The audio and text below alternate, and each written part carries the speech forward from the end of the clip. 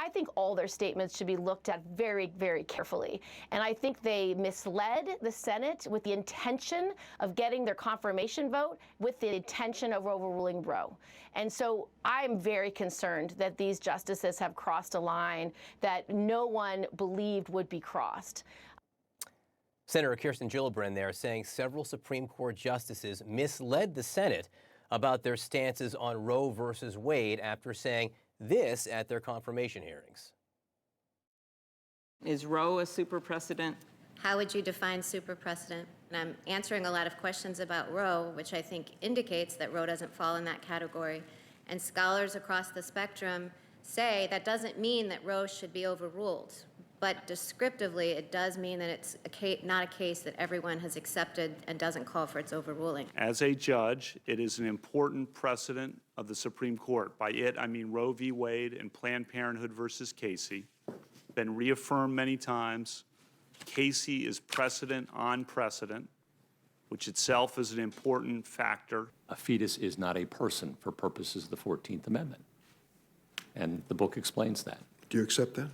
That's the law of the land. I accept the law of the land, Senator, yes.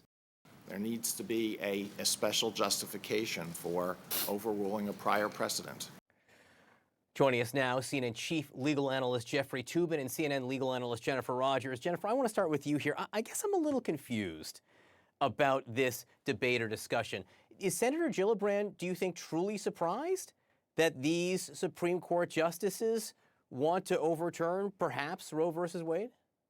Well, John, it's hard to imagine she's surprised since she's been sitting watching these confirmation hearings for years where they all prevaricate about what they think about precedent and what they'll do with it. I mean, that's really the issue here. What are you going to do with this precedent other than consider it seriously as the justices to be claim? So I don't think she's really asking for anything like an investigation into perjury or anything like that, which wouldn't go anywhere anyway. I think she's really just complaining about the fact that these justices did try to mislead people in the sense that, you know, the opinion says that Roe was egregiously wrong from the start.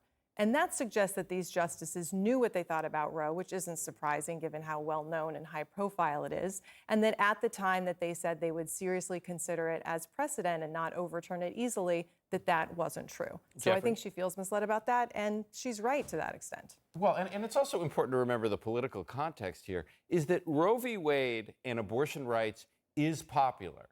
And the swing votes in the Senate, especially Susan Collins, are at least publicly pro-choice. So they needed her vote.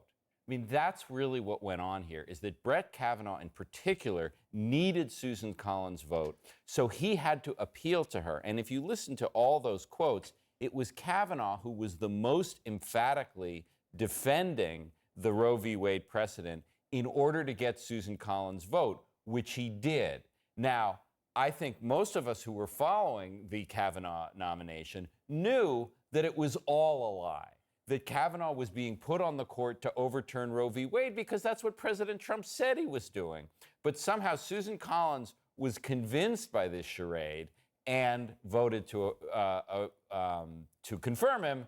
And now we see, apparently, what the result is. I mean, Jennifer, I don't know exactly what was said behind closed doors between now Justice Kavanaugh and Senator Susan Collins, but his testimony right there, he did not say, I will never vote to overturn Roe versus Wade. He just said that precedent is important, and precedent upon precedent is even more important.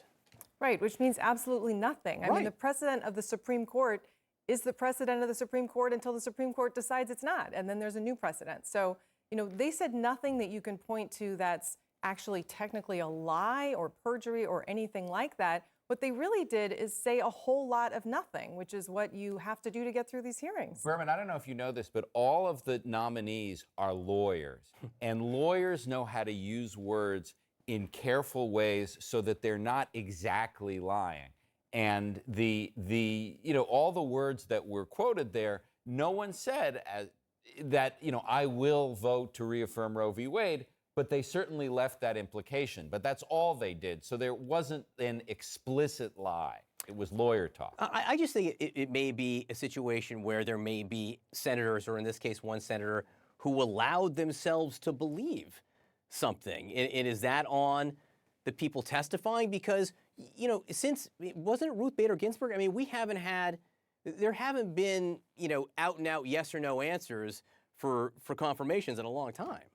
And you're never going to get that because they all say, even when pressed on what will you do in this particular area, they all say, well, I have to keep an open mind. I can't prejudge anything. It will depend on the facts of the case before me. So you're just never going to get that kind of certainty. You know, I don't know what they expect from this process, but you're never going to get that yes or no answer with a candidate from either side. It really goes back to 1987 and Robert Bork, because Robert Bork, when he was nominated, really did engage with the senators about the substance of law and talked about his opposition to abortion rights in much more explicit terms than any subsequent nominee. And they have all taken the lesson to not answer questions after that in any sort of direct way. And so senators now hear what they want to hear, and they answer the political call that they feel they have to. Susan Collins answered the political call of Mitch McConnell, the Republican leader who really needed her vote on Kavanaugh, and he got it, and now we see the result. Jeffrey Toobin, Jennifer Rogers, thanks so much to both of you. All right.